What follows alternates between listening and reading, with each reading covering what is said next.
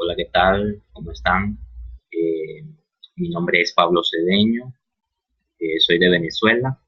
Me desempeño como profesor ordinario en la Universidad Nacional Experimental Rafael María Baral, en la ciudad de Cabimas, estado Zulia. Y bueno, acá en mi video voy a explicarles de una manera muy breve, en mi caso, cómo sería mi SBS. Bien. En mi caso, estoy manejando, yo soy jefe y bueno, también administro la cátedra de algoritmos y programación 1. Fue la cátedra o la unidad curricular, como le llamamos en nuestra universidad, que con la que yo concursé, con la que gané el concurso para ser profesor de esa cátedra.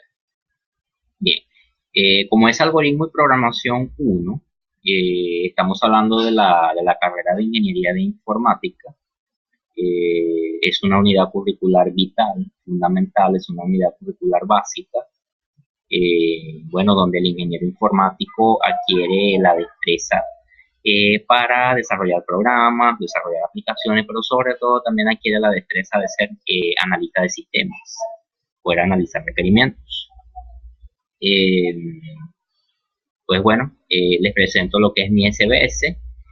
Primeramente, bueno, el estándar en este caso de algorítmica o de algoritmo y programación 1 sería conocer el concepto de algoritmo. Recuerden que primeramente para nosotros conocer lo que es un programa, para conocer lo que es el análisis de un requerimiento, para construir un modelo de negocio, debemos conocer lo que es un algoritmo, primeramente. Todos sabemos que un algoritmo no es más que una serie de pasos a seguir para llevar algo a un fin determinado. Eh, Luego de conocer ese concepto de algoritmo, que sería nuestro estándar, aplicaría lo que llamamos entonces el benchmark. En este caso, el benchmark sería estudiar las formas de representación de un algoritmo. Todos sabemos que luego que ya conocemos lo que es un algoritmo, debemos saber representarlo. Todo ingeniero informático, ingeniero de sistemas, ingeniero de computación debe de conocer por lo menos básicamente cómo representar los algoritmos, que son de tres formas. Ya lo vamos a ver por qué. Ese sería nuestro benchmark, estudiar las formas de representación de un algoritmo. Bien, luego que ya estudiamos esas formas de representar, eh, obviamente tenemos que tomar en cuenta cómo se representan estas formas de representación y a su vez debemos de tener una comprensión, comprender cómo se representan y qué finalidad tienen o qué usabilidad le vamos a dar en el momento de construir el algoritmo. De allí partimos entonces para nuestro skill número 1, que en este caso utilicé el objetivo de comprender la representación de un algoritmo mediante el lenguaje natural. Primeramente nosotros cuando estudiamos los algoritmos debemos de denotarlos con un lenguaje natural, es decir, el lenguaje del ser humano en combinación con el lenguaje de máquina para poder tener una comprensión un poco más lógica de lo que el algoritmo va a solucionar o el problema que se va a solucionar en el caso de negocio. El skill número 2 sería comprender la representación de un algoritmo mediante pseudocódigos. Si ya lo comprendí con un lenguaje natural, lo voy a hacer ahora mediante un pseudocódigo. ¿Qué es el pseudocódigo? Bueno, el pseudocódigo es lo que llamamos nosotros en términos de programación eh, el pseudolenguaje.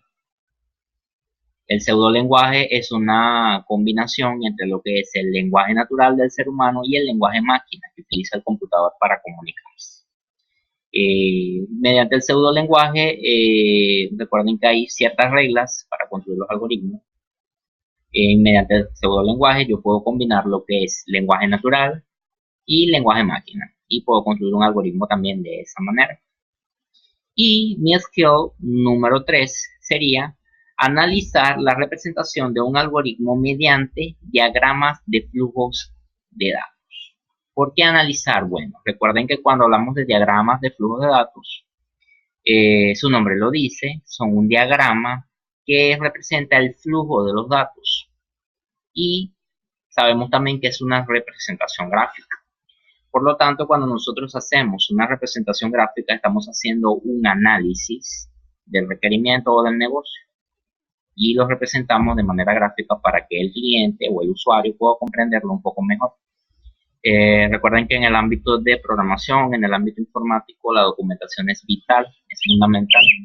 Por lo tanto, es siempre recomendable que cuando elaboramos manuales, eh, elaboramos documentación para los sistemas, para los programas, se tenga siempre una representación gráfica. Y con los diagramas de flujo de datos podemos simplificar muchísimos procesos y, por supuesto, generar ese conocimiento y darle esa documentación al usuario o a la persona que esté encargada en ese entonces. Entonces, bueno, este es parte de lo que yo pude entender de la tarea sobre el SBSS.